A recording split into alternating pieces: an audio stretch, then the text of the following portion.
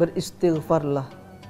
Sungguhnya Allah Subhanahu wa ta'ala Maha mengampuni dosa, Maha menerima taubat.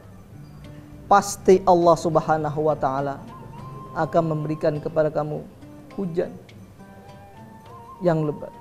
Wa yumdidukum bi amwalin, dan Allah Subhanahu wa ta'ala mengaruniai kepadamu anak-anak. Setelah pulang, Syekh yang bertanya di Masjid Nabawi tersebut mengajak sang istri untuk memperbanyak istighfar kepada Allah Subhanahu wa ta'ala, diulang-ulang berkali-kali, seraya meyakini dengan mantap, dengan benar bahwa Allah Subhanahu wa ta'ala pasti mengabulkan hajatnya. Hingga akhirnya Allah Subhanahu wa ta'ala mengaruniai kepadanya anak pertama. Hingga beristighfar lagi, Allah mengaruniai anak kedua. Beristighfar hingga Allah mengaruniai lagi anak ketiga. Beristighfar lagi hingga Allah mengaruniai anak keempat. Beristighfar hingga Allah memberikan harta yang berlimpah. Hingga datang di musim haji, Syekh tersebut yang dari Irak bertanya kepada Syekh yang di Masjid Nabawi. Apa kata beliau? Sekian tahun lamanya saya pernah bertanya, sedang meminta fatwa bagaimana solusi saya yang berkeluarga belum dikaruniai anak. Alhamdulillah, setelah saya jalani istighfar begitu banyak, istighfar dengan penuh keimanan saya lakukan, Allah Subhanahu wa ta'ala mengaruniai saya 2 pasang, anak laki-laki dan anak perempuan. Dan hari ini semuanya sedang siap-siap untuk wukuf di Arafah pada saat itu. Masya Allah, tabarakallah. Sungguh benar janji Allah Subhanahu wa ta'ala. Kisah yang masyhur ini di kalangan para talabatul ilmi di Madinah Al-Munawwarah terkenal bahwa orang tersebut dikaruniai oleh Allah Subhanahu wa ta'ala anak, rezeki berlimpah, hingga semua anaknya dibawa untuk berhaji ke Baitullah saat itu. Pemirsa, Assalamualaikum Nusantara yang dirahmati Allah Subhanahu wa ta'ala.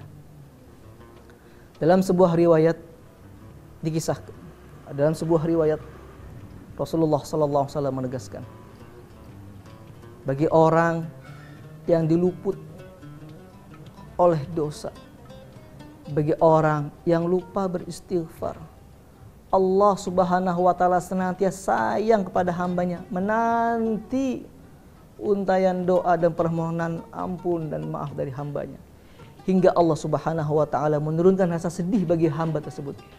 Idza kathurat dzunubul 'abdi wa lam yakun lahu minal 'amali ma yukaffiruha anzalallahu 'alaihi al-huzna liyukaffiraha anhu bihi.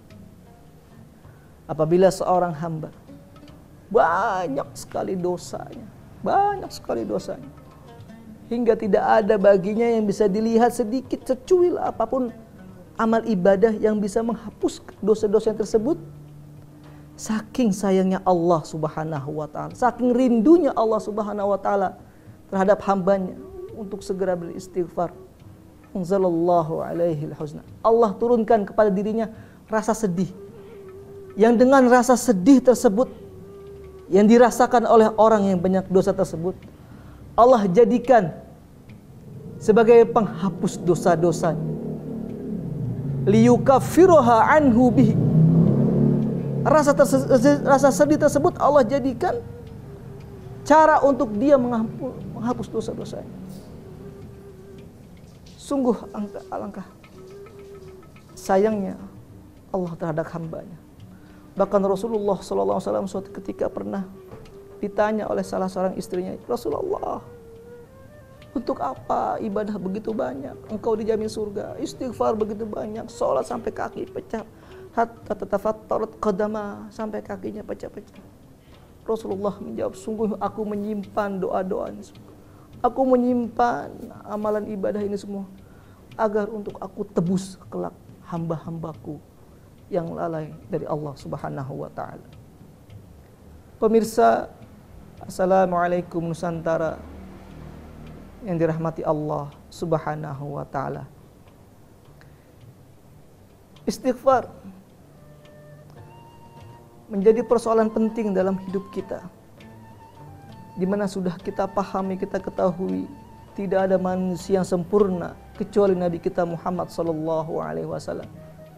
Tidak ada seorang pun dari diri kita yang sempurna yang bisa luput dari salah dan dosa. Sungguh Allah Subhanahu wa taala senantiasa menunggu istighfar dari hamba-hambanya. Bahkan dalam ayat Allah Subhanahu wa taala mensejajarkan orang beristighfar.